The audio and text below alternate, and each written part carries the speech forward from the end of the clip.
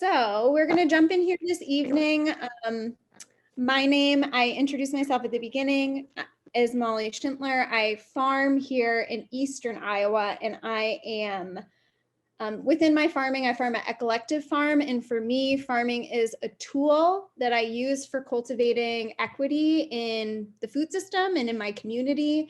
So I have a lot of interest in anything I can put in my toolkit, like being able to accept SNAP and EBT, which makes food more accessible to members of my community.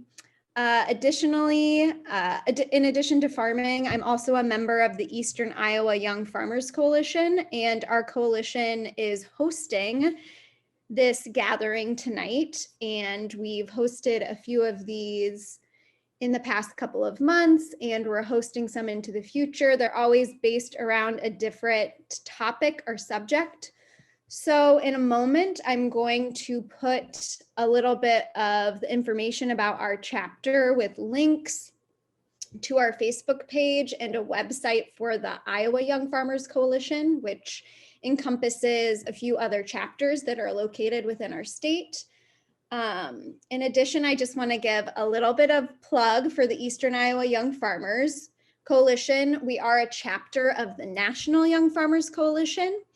And there's always an opportunity to become, for everybody on this call, to become a member or renew your membership with the National Young Farmers Coalition. And when you fill out that membership, you can say you're an affiliate of our chapter. That membership at minimum costs $35 annually, and there are several perks to being a member, including, I believe it's 10% off of everything you order in a year from Johnny's Select Seeds, 10% off anything you order in a year from High Mowing, and you don't have to be young or a farmer to join and support our efforts in growing food and farming across the country. So I will put information on that in the chat. And with that, I will pass off the mic to my co-host, Natalie, so she can introduce herself and get us started in talking about SNAP. Great. Thanks for having me, Molly. My name is Natalie Veldhouse. I am a policy advocate with Common Good Iowa, formerly the Iowa Policy Project. And I have been working on SNAP policy issues in Iowa for about 5 or 6 years. I previously worked at a food pantry in Johnson County years ago and with the Johnson County Hunger Task Force, and have also done some SNAP Ed evaluation work, evaluating school lunches in Iowa and working to increase the number of sites for the summer food service program here, which supplements free and reduced lunch for K-12 students over the summer. So I'm really excited to be with you guys this evening.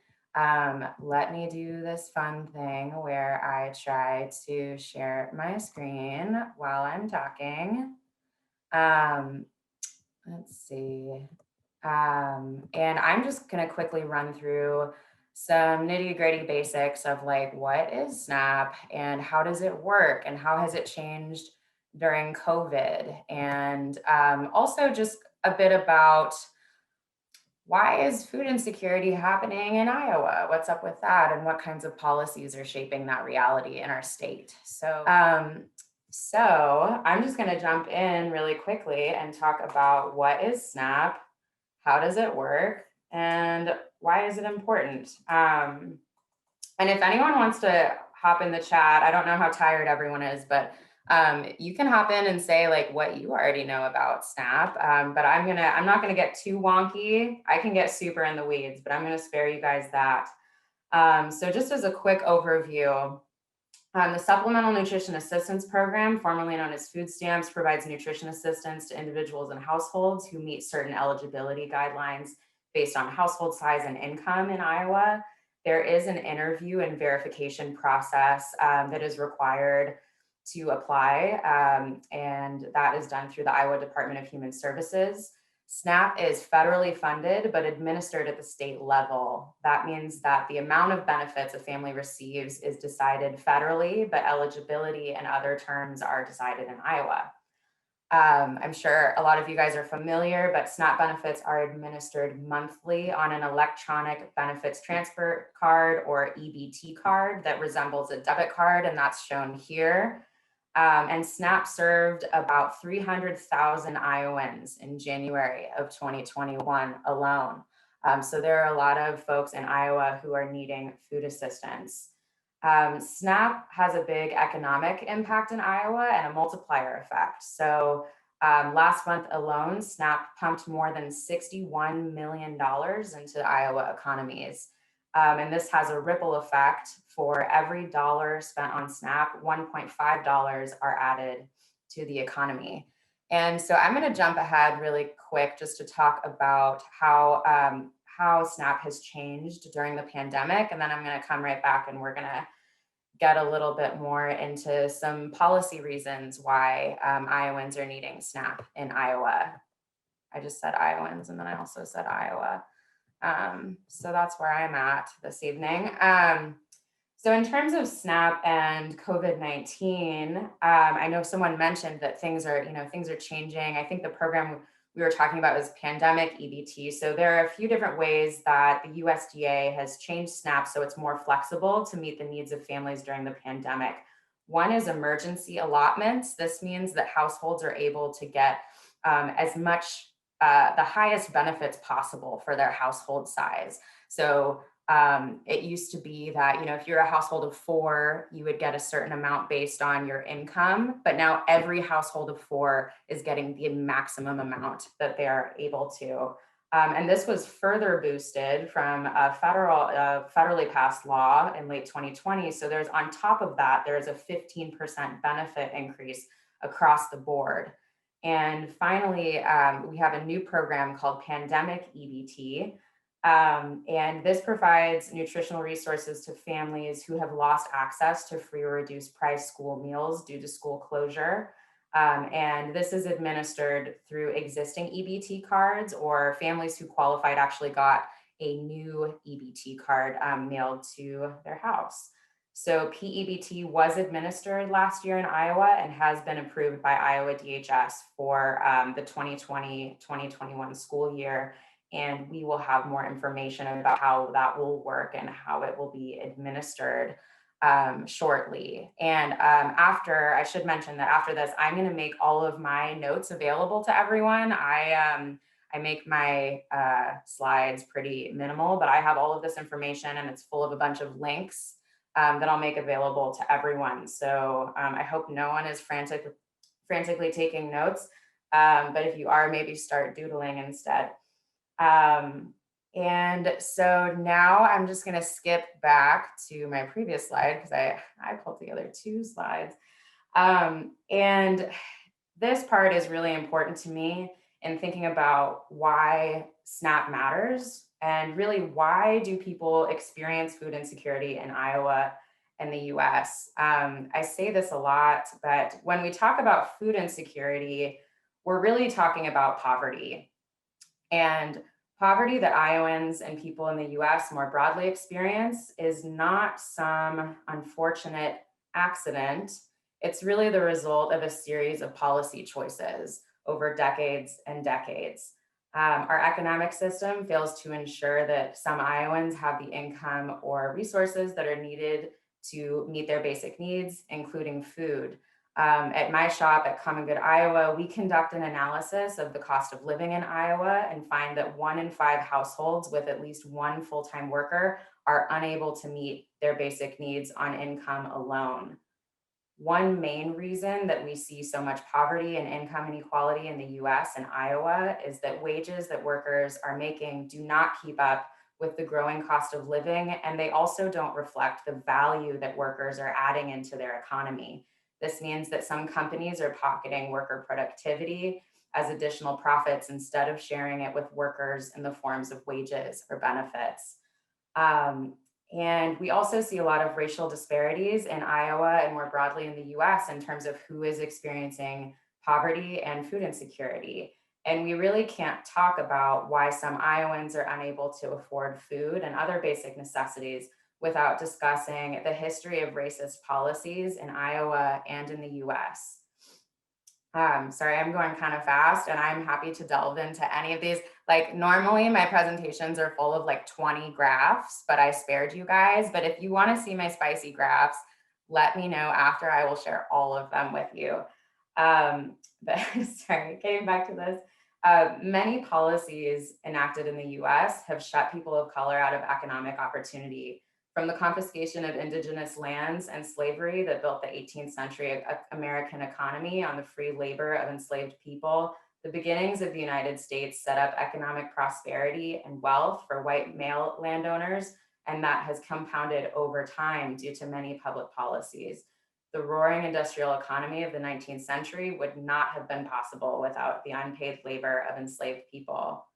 Today, historical barriers to equal access and employment, education, and housing continue to shape the opportunities available to working families of color in Iowa.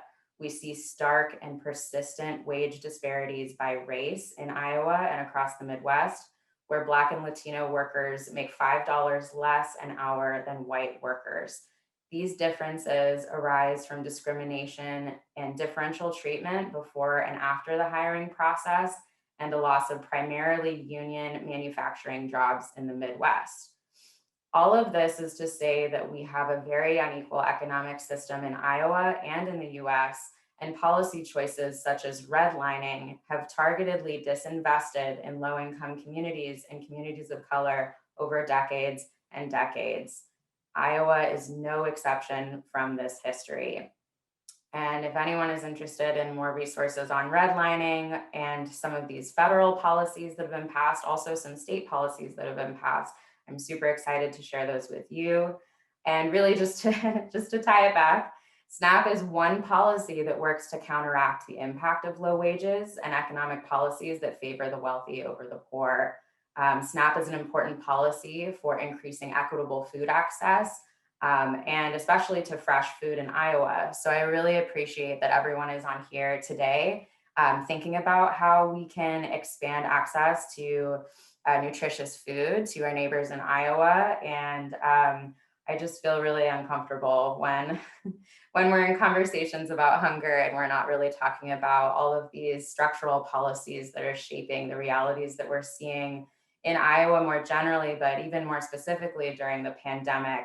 There's just so much hardship in the state, and SNAP has been a huge help in helping families make ends meet. So anyway, that is my spiel about what SNAP is, how it works, and why we have food insecurity in Iowa. And so I will be sticking around. I'm excited to hear what Molly has to say. And if anyone, wants to talk more about any of these policy pieces or wants to kind of like fight Facebook comment style, like I'm here for all of it. And I'm just really excited to be here with you guys. So with that, I'm going to turn this over to Molly, and she's really going to get into the nitty gritty of how you go through the process to be able to accept SNAP EBT. So thank you, Molly, again for having me. And now I'm going to do the thing where I advance the slides. Here you go. Awesome. Thank you, Natalie, for that knowledge bomb and for giving us a zoomed out view that gives us context for where SNAP EBT fits in to our communities, our state, why it exists. I think that is an important and valuable part of this conversation. So I'm so happy to be here tonight as a peer to everyone who is a farmer on this call. Just remind you that I'm a farmer just like you, and I navigated this twilight zone that is applying and signing up to accept SNAP EBT really recently, I believe in January, and I am now, our farm has an FNS number and we are approved to accept SNAP EBT for the upcoming 2021 season. So let me stand as an example that if I can do it, you all can do it too. So with that, let's jump into it, and I'm going to share some resources. I'm going to talk mostly in story form and talk about my experience in applying for SNAP and walking through that process. I did hit a number of barriers and bumps along the way, so I hope as I share my story with you that you'll be able to avoid those bumps and barriers, or at least navigate them when you hit them, because this is a government program and it's not perfect. So there are bumps along the way. And the number of you that are here, someone said they've tried to apply multiple times. Another person said they're in the middle of applying. I think it speaks for itself. It's a little bit of a labyrinth maze to navigate. So there are a few Iowa specific resources that I absolutely want you to know about. The first is the wireless EBT project. This is important because the contact I have here, Tracy, she's wonderful. I've called her, I've emailed her. She always responds super promptly. She's incredibly helpful, and in my experience was very easy to work with and has a lot of knowledge about how to navigate the system and is just a great support. So if at any point in time you're feeling frustrated or you have a question, Tracy may be the person for you to reach out to. She works at the Department of Human Services and she manages the wireless EBT project. This project is the entity that grants any farmer a free, that is approved by the USDA to accept SNAP EBT. It grants you a free, amazing, free EBT card reader. So you don't have to pay the hundreds of dollars or any of the fees associated with accepting EBT. These card readers can also accept credit and debit cards.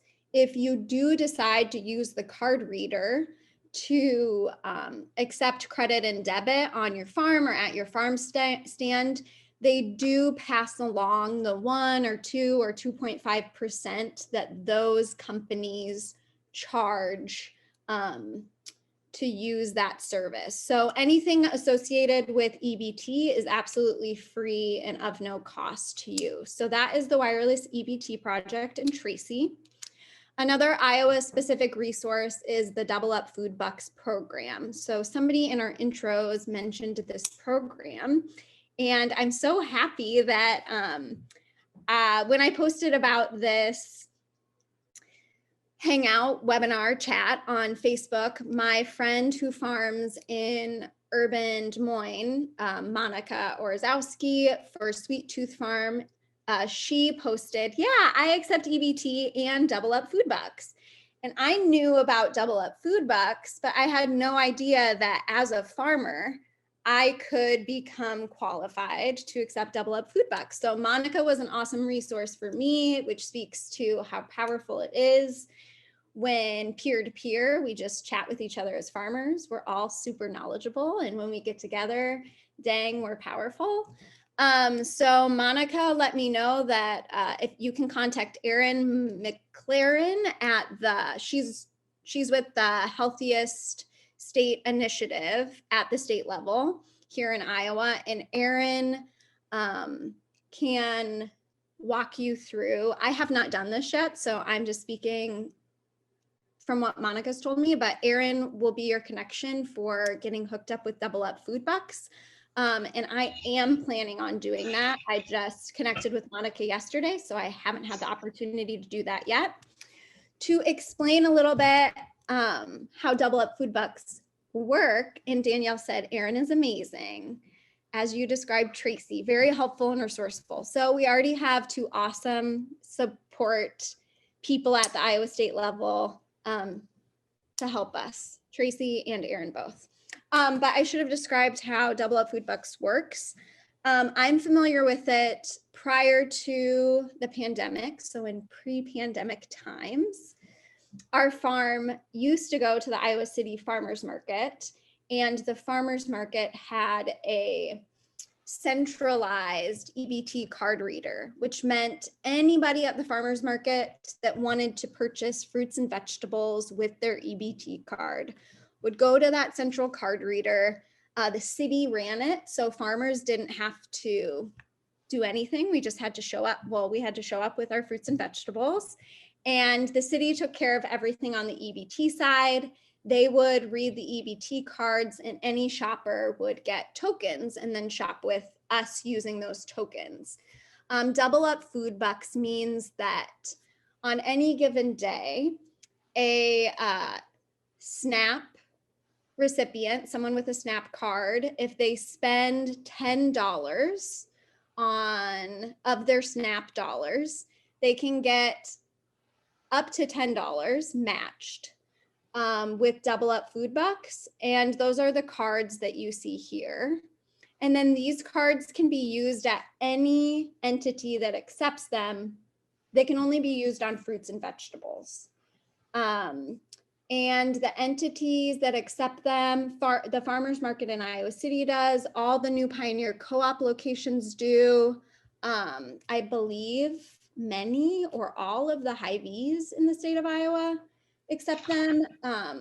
There is an online resource that that's located on the Iowa Healthy Estate Initiative that would let you know which retailers in your area accept double up food bucks. But if you get approved to accept SNAP EBT and you want to be able to give and also accept double up food bucks, then you will become an entity in your area that can accept that. And with that, I think we're on to the next slide, Natalie. Kathy, would you be able to, Kathy and Barb, would you be able to mute your mics? Perfect, thank you. So here's a bit of the super nitty gritty, and this is just me. As I said, I'm a peer farmer, and so this is simply me speaking to my experience of applying to be able to accept SNAP and EBT on our farm.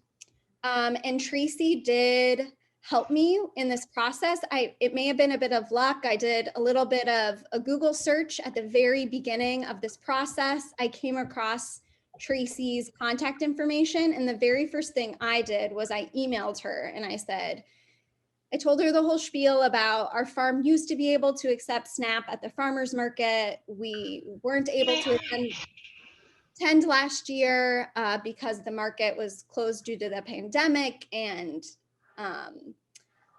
we going into this next year, we're not returning to the market, and we want to make sure that we're set up to accept EBT. And she gave me mostly the steps I'm giving you here.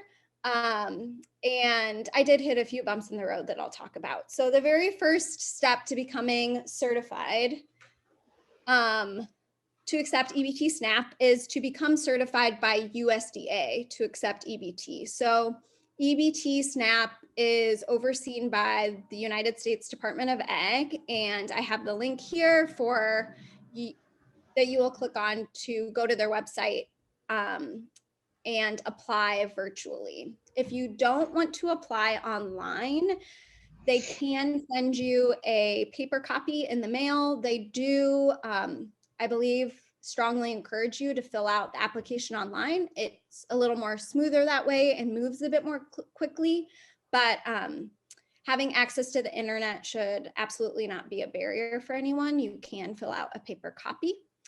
So once you go to the USDA website and get your application started, and I believe you have to sign up if you don't already have an account with the USDA.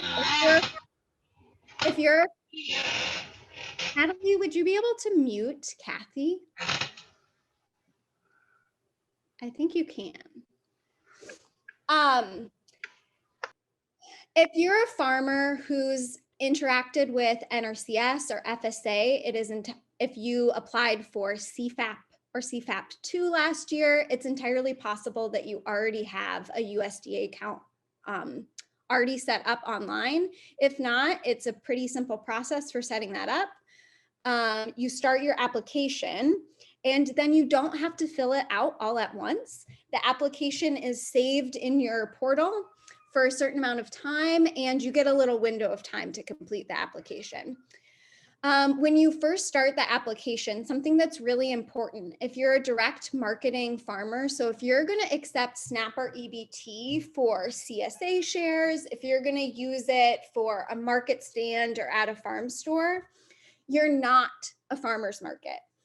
I believe even if you're an individual farm and you're going to use your EBT card reader at a farmer's market, but you're not using it for the entire farmer's market, you're just using it for yourself, your booth at the farmer's market, you want to make sure that you fill out your application as if you are a store applicant. So you'll pick store application at the very beginning of your filling out your online form.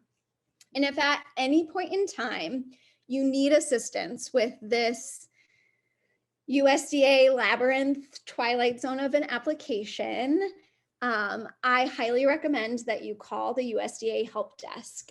I know that calling a 1-800 number on a phone can be a bit intimidating, and you do have to hit a couple, press 4, press 2. I will say, in my experience, I started my application and there were a few odd bumps in the road that I hit. There was a weird thing with my login. It said it didn't exist, but it did exist. I called this helpline 7 times in under an hour, and 90% of the people I spoke to were incredibly helpful, patient, and knowledgeable. And in the end, I wouldn't have been able to fill out my application without this helpline. I didn't have to wait long any of the times that I called, and they are open every night until 10 p.m. Eastern time. So I think it's from 7 to 10 p.m. Eastern time. So the times are also pretty accessible. So I strongly encourage you to not be totally discouraged if you hit a little bump in the road or have a question. The helpline, at least for me, was incredibly helpful, and actually I wouldn't have been able to complete the application without it.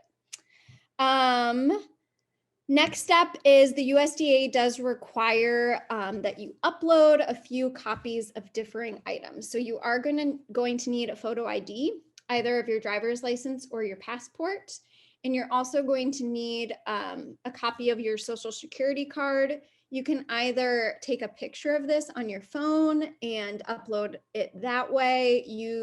If you have a smartphone, there's a lot of great free apps that you can download that are scanner apps, and you could just scan your passport or driver's license, scan your social security card, and then from there, upload those to your application.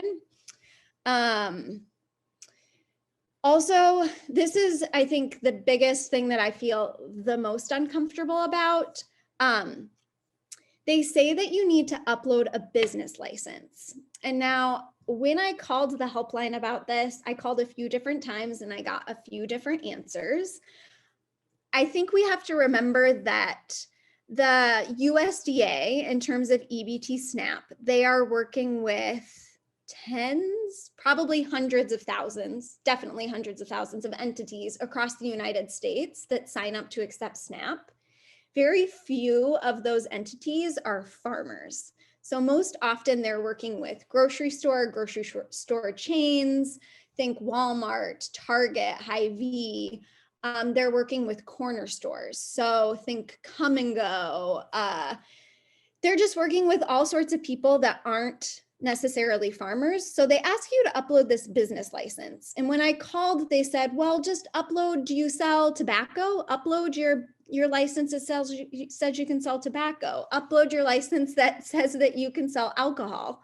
And I said, well, I'm neither of those. And then they said, well, if you're a farm stand, your state gives you a certificate that says, you're a roadside stand, upload that. And I said, well, I'm not that. I do a CSA, and I want my CSA members to be able to pay for their share using SNAP.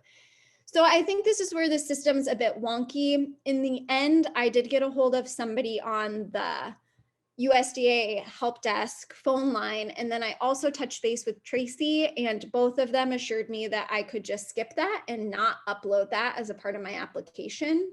I didn't upload anything for the business license, and they did approve my application. So I am hopeful that that isn't too big of a hiccup for anybody as you're moving through the process. The last item that you have to upload that isn't listed here is you do print off a form that is more focused on and related to, you sign it and you date it, and you're basically saying that everything you told the application is the truth, to the best of your knowledge, and that you're going to follow all the rules and regulations and be truthful and honest in how you accept and use EBT and SNAP at your establishment. And again, I just took a quick scan of that on my smartphone app, emailed that to myself, downloaded it onto my computer, and then uploaded it to my USDA application. And from there, I submitted it. The timeline, it takes about 2 or 3 weeks from the time you submit your application for it to be approved and go through the system at the USDA. And from there, I believe they called me, and they had a few follow-up questions before it was approved. And other people may hit this hiccup too, so I guess I'll talk through it. When you fill out your application, you do have to say, they want to know the days and the hours that you're open. So they want to know how often you're going to be open. They don't want to approve SNAP probably for an entity that says they're open from 2 to 3 a.m. one day a week. I didn't totally know how to fill out this category, considering my biggest driver to becoming approved, my biggest motivation for approval to accept EBT SNAP is based on wanting my CSA members to be able to use it for their CSA share. And the CSA share, it's distributed at a certain time every week, but I'm not like an entity that's open and closed. So I just filled out the hours that I was opened for CSA distribution. And they had a few questions about that. Ultimately, we figured it out over the phone. I think he might have broadened the window because I was explaining that the people are members all year. Often people can reach out to us, send us an email if they want to make an order. So it's not like we're like closed or open at any specific time. In the end, our application was approved. And once you are approved to accept SNAP by the USDA, you receive an FNS number. And you will send that FNS number to Tracy at the state. And it lets Tracy know that she should get ready and that you and her need to work together and figure out how you are going to get your free wireless EBT card reader. And there are a few steps for that. I have not started that process yet.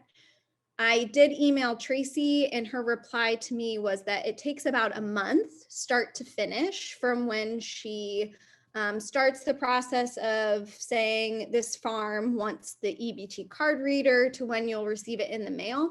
And I said that my goal was to have the EBT card reader available to us by the end of April, because we do plant sales and EBT SNAP can only be used on food, but then primarily is used on food, but you also can use EBT for seeds and plant starts. So because I want it by the end of April, we set a date that we would, I'm looking at my calendar, check in mid-March and start to get that ball rolling. And then I'd be sure to have the EBT card reader by April, and I'll be able to use it all season. Something that I had to chat a little bit with her about and consider is that since I'm using it for my CSA members, you can't have, let's say your CSA runs from May till through the end of September. You can't have any person that's using EBT can only pay for food they're receiving right then or 2 weeks into the future. They can't pay any farther than that. So you could structure it. Typically, CSAs are structured, people pay all up front for the full cost of the year. But with your SNAP EBT customers, if you're using it for CSA, you're going to want to figure out how they could pay either every week when they pick up or pay 1 week ahead.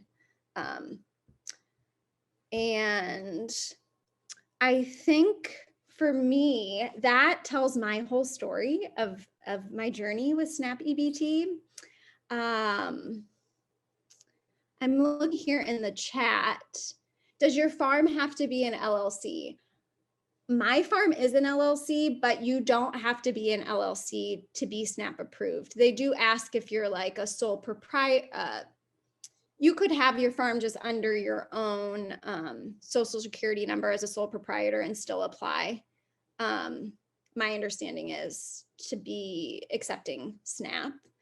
The other question from John is there a way to use my Square reader to accept EBT? John, I would encourage you to Google that. What you may come across when I was finding when I was doing a little bit of sleuthing online for what's out there, I was finding there are quite a few card reader entities like through your phone, etc., that allow you to accept SNAP, but they do cost you a monthly fee or a portion of your sales. So I think the free EBT card reader through the state would be a free option to farmers, and anything else that you find, my guess is it's going to have some sort of fee attached to it. Danielle asked, did you have to describe what you sell as well as provide sales receipts? I believe I had to describe what we sell. We sell almost every type of vegetable. So I listed, they wanted me to list like 10 of the main ones that I sell. And so I did that, and the information but then when the person called me to follow up with a few questions, I explained to him, we grow almost everything. And I talked him through that process, and he was actually he thought it was pretty cool how our farm operated. As far as sales receipts, if I'm remembering correctly, it's not individual receipts. I just pulled up my Schedule F from 2019, and I had to, I believe, put our gross sales, and that was on my Schedule F. So if you're a farm that files taxes regularly, you have a Schedule F, and you should be able to look on that and very easily see your gross sales from either 2020 or 2019. Does the reader need wireless internet to work? That is a great question, Jenny. I am not sure. I would encourage you to ask Tracy at the state of Iowa. I'm not sure. That's a great question. And with that, I just want to do a quick time check. I did talk way longer than I wanted to, but I hope the things I was saying was helpful. I know there were a few questions. If you want to marinate a little more and throw any additional questions in the chat box, I'm going to ask Natalie to move to the last slide. So Natalie zoomed out and she gave us, a 3,000 level in the sky, bird's eye view of the big picture for SNAP. And I zoomed in and I talked about what does it actually look like in Iowa? What was my experience as a farmer? And now we're going to zoom out. And I think I love that we're all here today with the end goal of not only increasing our sales as farmers, but making sure that our food is accessible to everyone in our community, including those who are on SNAP benefits and who use EBT. A couple of questions that I just want to leave us with that I think we could return to every single day for the rest of our lives, and we'll never have them fully answered. The first one, how are racial and social equity currently built into my farm plan and my business? If this isn't a question that you've thought of before, I encourage you to write it down and stick it on your fridge or take a picture of this with your phone and just let yourself think a little and reflect a bit on it. And another important reflection question, what steps can I take to better center equity on my farm and in my community? I think if we took, like I said before, we're so powerful when we work together. I think if everybody in this webinar or this chat right now were to say, the community boards they serve on, the organizations that they're involved in, think Practical Farmers of Iowa, WFAN, Farm Bureau, all of the county level organizations that you work on. Are you a member of the school board or the city council? We hold a lot of power and we make a lot of decisions, not just for ourselves, but also for our communities by being leaders and being farmers. And how can we use that power and that leadership to advance racial and social equity, to advance a fair and just food system, rather than just perpetuate the inequities that currently exist? So that's me getting on my soapbox for like 5 minutes. But I do think it's something that's important. Are there any last questions, thoughts, ideas? Does anybody want to jump in and share? I'm going to mute my mic and.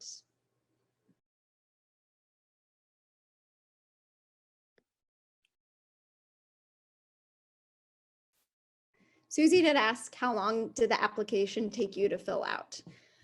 Susie, I think the application should have taken me about 15 to 30 minutes to fill out. For me, the application took me under 2 hours over the course of 2 days because of some of the odd hiccups and barriers and bumps in the road that I hit. Some of that was related to my login getting wonky and weird, and I don't think that that will be typical for everyone.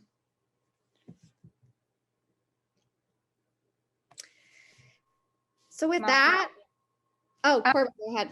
Yeah, I just want to jump in really quick and talk about 2 other socials we're going to have coming up in March. So the first one is going to be on Friday, March 12th, and it has to do with honeybees and beneficial pollinators. And then we have another one on the time for the March 12th one. 4:30. And these will be on our Facebook page too. And then the second one is going to be about racial and social equity. We have this new thing we're trying at the Eastern Iowa as the chapter. We're going to have a meeting once a month about racial and social equity, conversations around it.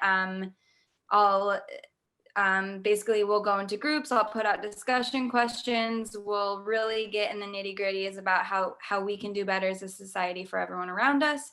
And that will be at Thursday, March 25th at 4:00. And so if you're interested in those, also, if you are interested in getting more of the emails about socials we have or any other meetings that we are going to do or fundraising events or anything like that for the chapter, you can go ahead and either email me or email Maya, and we will add you to that Google group, so you'll get more information on when we meet and what we do and things we talk about and stuff like that. I'm going to throw, the Eastern Iowa Young Farmers Coalition has a email account, and it's EIA, so Eastern Iowa NYFC, National Young Farmers Coalition @gmail.com, and I'm throwing that up in the chat right now. So if you want to be added to the Google group and the listserv that gets all the up-to-date information on chapter happenings, emailing this and asking to be added would be the way to do it. And with that, I'm going to put out, Corbin, is that good? Yeah, I'm going to put out a call for any final words, but I've said, I think I've exhausted my knowledge on SNAP EBT. I hope it's enough to inspire you to be successful in applying. And if not, I hope that the resources I put up will be enough. But thank you all for giving your time and listening and being a part of the food and farm community in Iowa.